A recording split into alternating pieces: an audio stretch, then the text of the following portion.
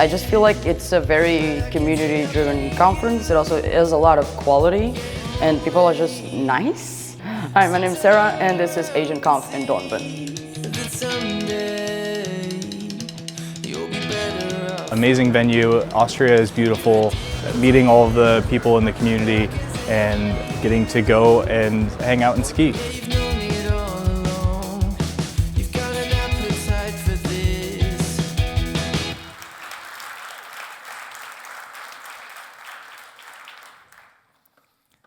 Hi everyone, my name is Rick Hanlon. As Sarah mentioned, I'm on the React Native core team at Facebook. In September at React Native EU, Emily Janzer from the React Native team shared a talk titled The New React Native. This talk covered our core architecture projects. Fabric, which is a rewrite of React Native's UI layer for better type safety, synchronous rendering, and faster startup performance. Turbo modules, which are the new native module system that adds improved type safety, performance when calling native methods from JavaScript. And Venice, which is a rewrite to remove a dependency on a piece of infra we call the bridge. We talk a lot about these projects when we talk about the future of React Native. And as we started to launch these projects to internal teams at Facebook, we've received a lot of positive feedback about what these projects enable. So it's never been a better time to use React Native, and it's exciting to think about where we're going to be in 6 months or a year from now. But I'd like to share something that's a little bit different than the architecture projects that we typically talk about. Today I want to talk about developer experience, and specifically developer velocity. Developer velocity is how quickly you can ship features to users without the framework slowing you down. We care a lot about developer velocity at Facebook, so much that it's baked into our culture with the Move Fast motto. In React Native, we've made some improvements to developer velocity recently. In React Native 61, we worked with the React team to ship fast refresh. Fast refresh is a complete rewrite of hot reloading that's reliable by default, fully supports modern React, and gracefully recovers from typos. These features allow you to move fast. With fast refresh, you're able to see your changes instantly. And that means you can work faster to deliver features without the framework slowing you down.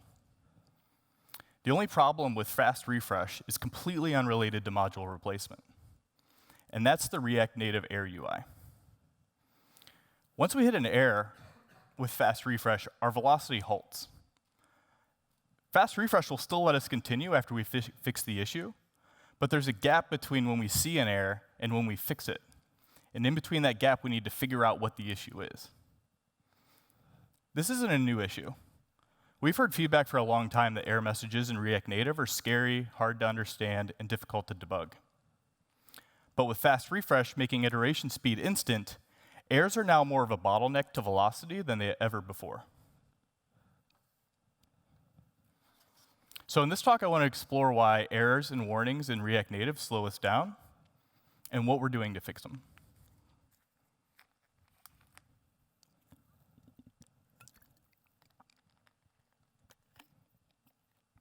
OK. So in React Native, we ship with 2 features by default to handle errors and warnings. A screen to display errors, which we call Redbox, and a screen to display warnings, which we call Yellowbox. Both of these tools are necessary for building high-quality user experiences.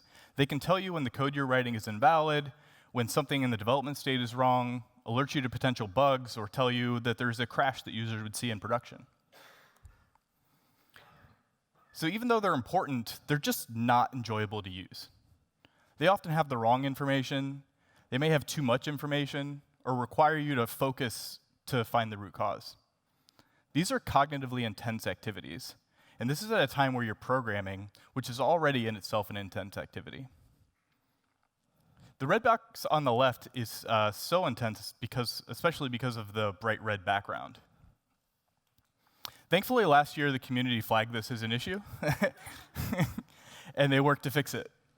Shout out to all the contributors that worked on this, on improving the old red box. Thanks to your contributions, you were able to change this red box to this.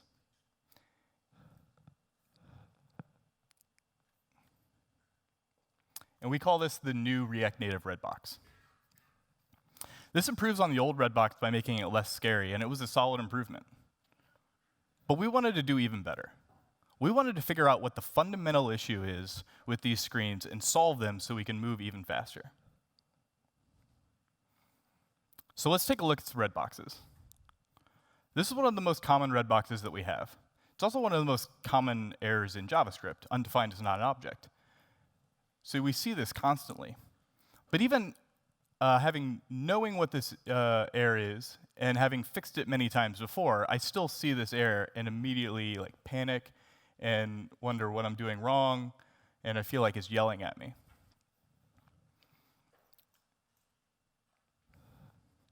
So if we dig in deeper, the anatomy of a Redbox in React Native starts with an error message, and then if the error is during render, React will add the component stack to the end of the message, and that contains a list of all the components and their file names in reverse order of how they were rendered. Below that is a stack trace, if there's room. Sometimes the component stack can get pretty long and you don't even see the stack. Here we only have enough space to show two frames. And finally, there's an action bar at the bottom. So this is the overview of the general anatomy of almost every Redbox in React Native. But it's actually not the full view. The full view, you would have to scroll all the way to the bottom to see the entire stack trace. So this is all of the information that's being communicated to you for something that you usually can recognize pretty quickly, which is undefined is not an object.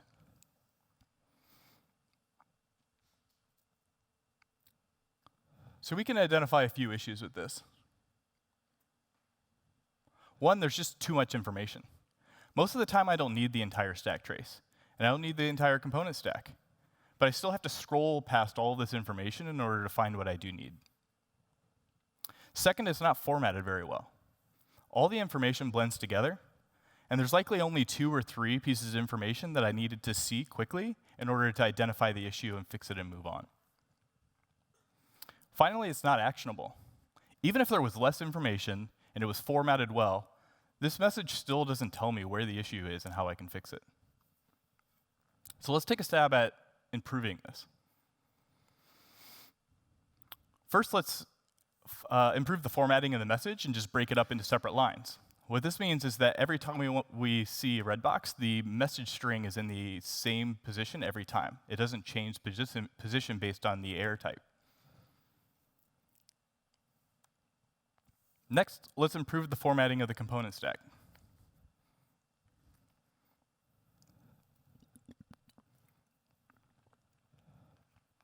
Here we break each component into its own line with a file name under it, making it easier to skim through the list to find a component that you might recognize that would tell you where the issue is. On top of that, on top of just the formatting, we can also cut down on some of the information. Most of the time, you only care about the top 3 stacks. So let's just collapse the rest of them and just show you only the top 3 stacks. If you need to dig deeper, you can. Now onto the call stack. Here, the formatting is basically the same, so our focus in improving this area is just on reducing the amount of information. If we look at the frames, we can see that these top 3 frames are the actual frames that are in our app. This is our code. If we look at the rest of the frames, this is all React internals. This is finish class component, begin work, perform unit of work. I've never looked at those functions before, yet every error message that I get might have these frames on here. So what we can do to improve this is just collapse all the frames that are not our application code. Finally, for the actions, let's just reduce these down to just 2 actions, dismiss and minimize. Putting it all together, we can see we've cut out a lot of information. We've improved the formatting of what's left. The only thing left to do is to make this more actionable. In order to make it more actionable, let's use the space that we saved by cutting out information to show a code frame pointing to the source of the issue. There. So if you look at the code frame here, you can see that it's pointing to line 69, column 15, the render function at the top of the call stack. So now we see undefined is not an object, and it's pointing exactly to the line of code that you need to go to fix it. This is pretty good. I think we could just ship this. But I think we could do just a little bit better if we tweak the colors a little bit. Introducing the new React Native Redbox.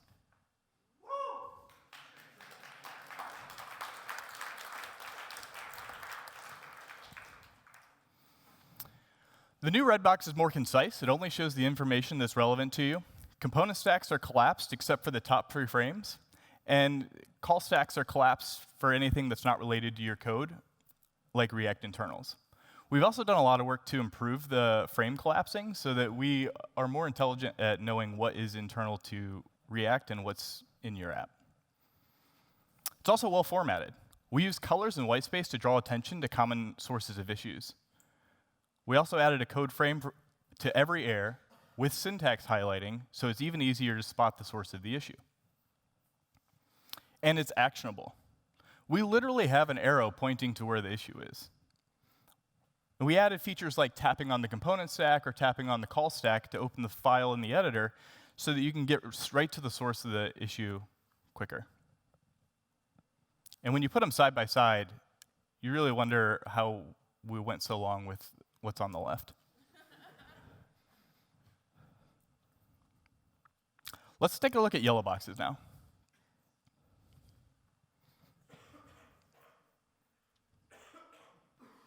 At the top of the yellow box is a space for paginating through warnings.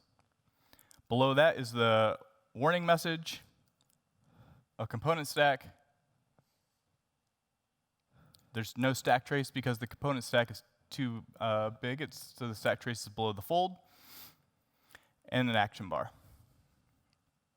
So again, this is what an overview of a yellow box looks like. If you can't read the text, that's the problem. We're going to fix that. If we want to see the full call stack that we can't see in this view, we can expand this out, and then this is the full view of the yellow box. So we have the same breakdown here and the same issues. There's too much information. Information that's there is poorly formatted. It's not actionable. To most people, isn't readable, unless you are really good at white on yellow. So let's improve it.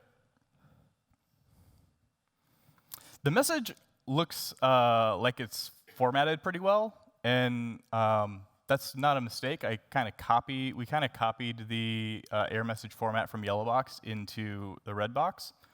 So we don't need to improve the formatting there, but we do need to improve the colors. So let's just ship our new color palette.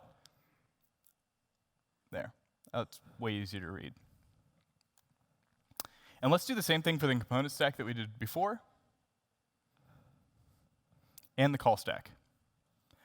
Now what's interesting here with the call stack is that because this warning is a React warning, it's a React warning because you're missing a key, the source of the warning is inside of React. But the source of the bug is in your component.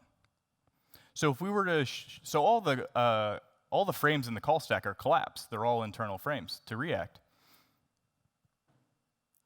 So what we need to do is intelligently decide whether or not we're going to use the component stack for the code frame or the call stack. So let's finish up with the buttons. We switched the order of the buttons just based on feedback.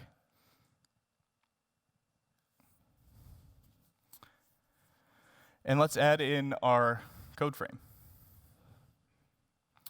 So if you look at the code frame here, it's actually pointing to the component. It's not pointing to any of the functions of the call stack.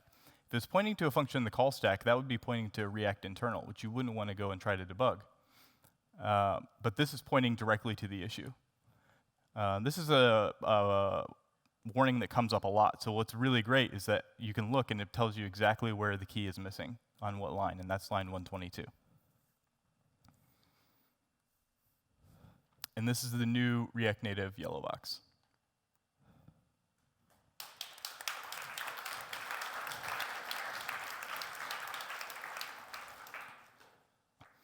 Just like Redbox, it's more concise.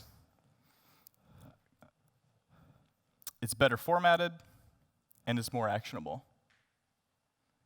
And if we put it side by side with the old yellow box, love it.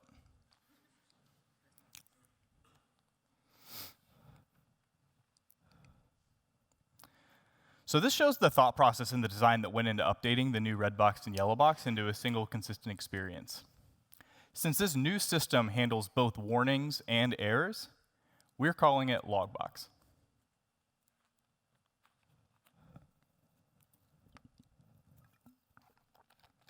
Do you want to see a demo?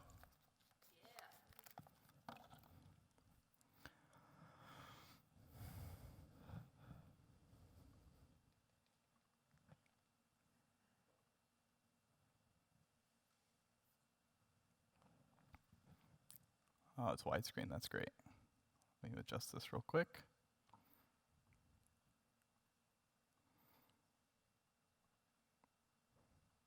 All right, so what I have here are two iOS simulators running. One here on the left is running the old Redbox, and here on the right is running the new Logbox. So let's just throw an exception. So here's what it looks like in Redbox.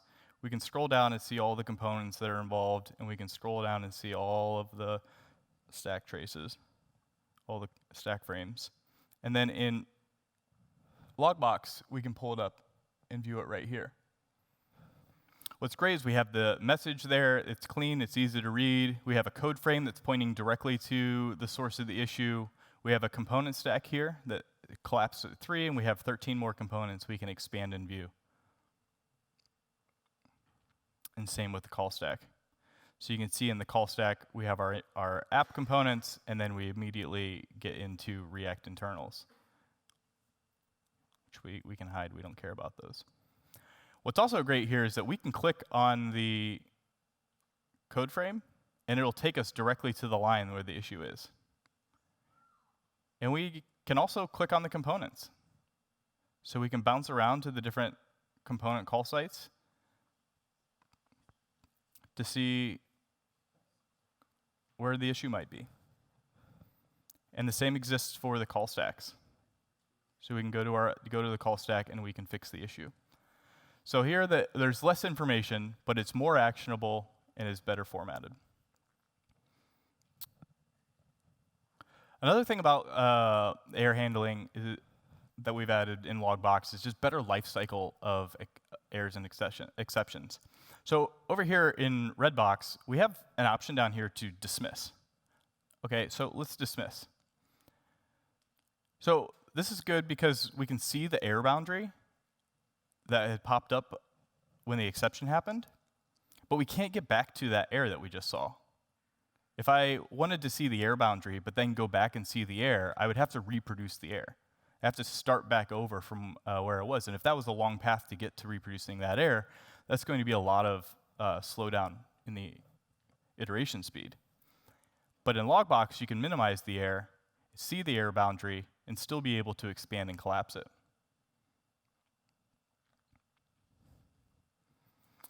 And then, of course, whenever you save the file, it resets the state.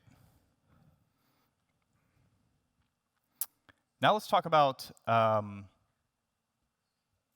warnings and logs. So there's a difference between a JavaScript exception. An exception is something that you want to pop up in front of your face and stop what you're doing. But console errors and console warnings are not something that you want to pop up in front of your face. So with console warnings, in the old yellow box, we would have this issue where it would just spam the screen, which is super frustrating, especially if you want to try to get to anywhere below the fold of the boxes. And then this dismiss button can like move as you're trying to click it, and then you accidentally click one of the warnings, and it's just not a very good experience. Also, whenever you're looking through these warnings, it tells you that there's 3 instances of this error here, and you can paginate just those 3. But if you want to go back further in time, then you have to minimize it and then go and open up a different error. You can only paginate through the warnings that are the same message or the same occurrence.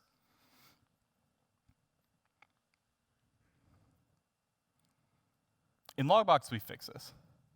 In Logbox, we just show a single message, and we show the most recent message. So here you can see as new warnings are coming in, we're showing you that there are 9 warnings and the most recent message. When you click to open one of the warnings, then you can see you can traverse through all of the warnings that are in the console, and you can decide on if you want to dismiss or minimize them. If you want to dismiss all of the warnings, you could just hit the dismiss button. What's great is that this dismiss all is always in the same spot. So even as logs are coming in, it's not going to move, and you're going to be able to just do exactly what you want to do. Console errors are also handled better. They work into the same warning system, but they're put into their own message notification. So you can see that there's 7 warnings and 5 errors.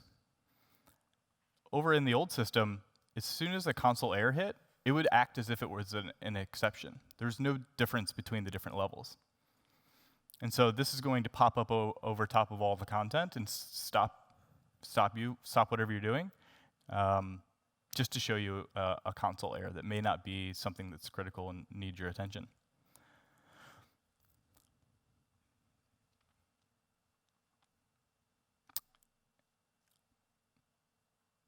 And if you have errors and warnings both in the console, you can still navigate through all of them. They're ordered sequentially by the time that they came in.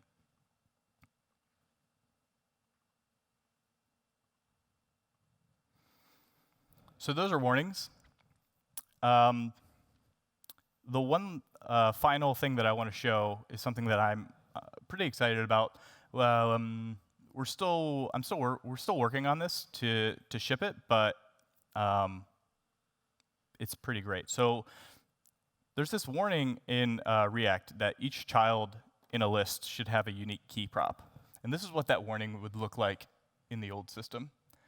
And it would take me a while to figure out, like, where is this happening? How do I get to the line that it's happening on?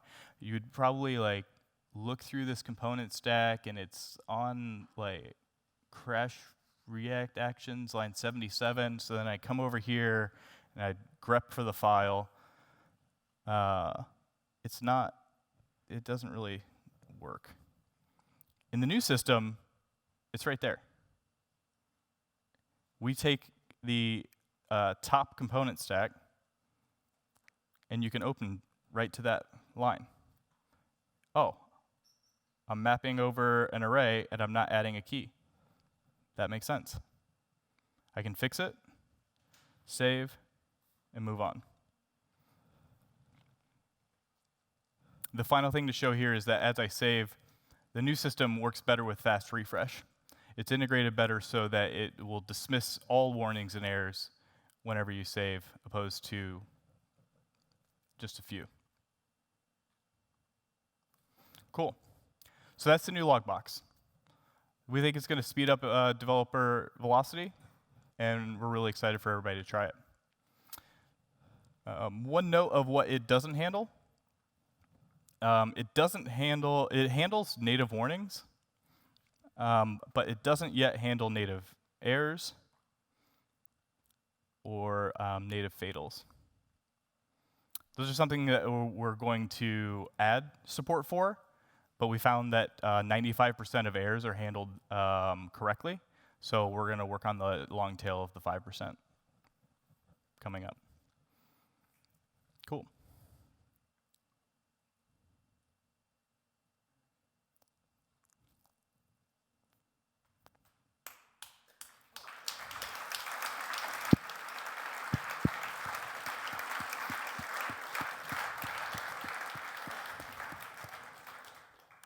So this is available now in the React. This is available now in the React Native release candidate. To use it, you can just import React Native and call the unstable enable logbox function. That's Logbox. Thank you.